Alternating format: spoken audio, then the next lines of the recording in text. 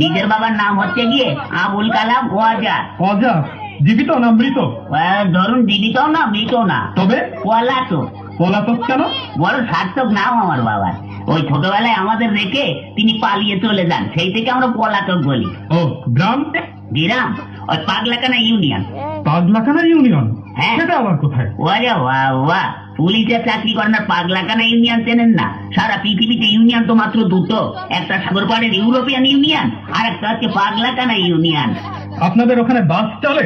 ওরে বাবা, গ্রামে বাস খুব দিয়া দিয়ে হয়, এ ওকে বাস দেয়, ও ওকে বাস দেয়। আপনি কত বাস নেবেন? ও সে বাস নয়, ইঞ্জিনের গাড়ি। ইঞ্জিনের গাড়ি চলে? ও তাই বলুন। হ্যাঁ তাও অবশ্য চলে, কিন্তু ওই একটু ভাঙা চুরো তো, একটা চলে ময়ূরম আর একটা হচ্ছে টাইটানিক। চুরিটা যখন হয় তখন আপনি জেগেছিলেন না ঘুমাচ্ছিলেন? ওরে বাবা, ঘুমিয়ে কি আর জো আছে দাঁড়াগো বাবু?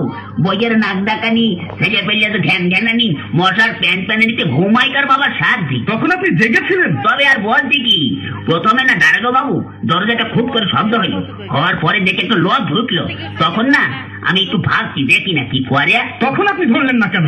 ধরবো কি, আমি তো ভাবছি দেখি না কি করে।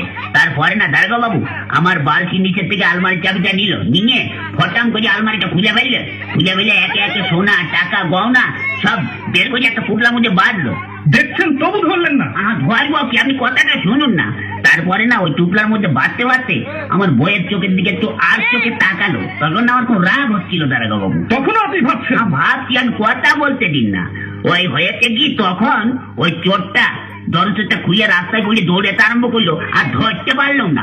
তখন আপনি ভাবছেন? ভাববো না, আমার ঘরে চুরি হচ্ছে, আমি ভাববো না, আপনি ভাববেন? ভাবুন ভাবুন, বেশি করে ভাবুন, বোকার মরণ কোথাকার। আমার চোর ধরার কি হবে দারোগা বাবু? কেন?